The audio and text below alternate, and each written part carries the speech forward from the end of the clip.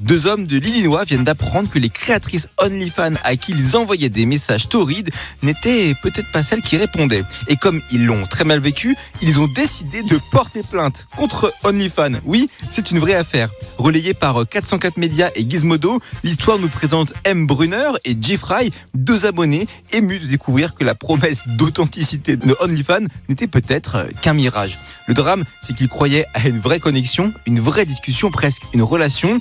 Mais dans les coulisses, certaines créatrices font effectivement appel à des agences ou des chatters, des gens chargés de répondre à leur place aux gens qui paient pour leur parler. Et ça, c'est visiblement trop dur à encaisser pour eux.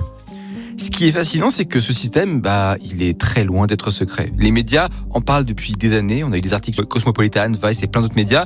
Et même les conditions d'utilisation d'OnlyFans l'expliquent noir sur blanc. Les créatrices peuvent faire appel à des tierces pour gérer leur compte. C'est écrit dans un contrat, accessible via un lien niché dans les recoins du site. Certes, pas en gros sur la page d'accueil, mais quand même. Mais pour les plaignants, ce lien, c'est déjà trop. Le fait qu'il faille cliquer, lire, comprendre, c'est une embuscade. Et dans leur plainte, ils disent qu'ils n'auraient jamais payé pour ce contenu s'ils l'avaient su, ou qu'ils auraient payé moins, bref, une sorte de chagrin d'amour tarifé en somme.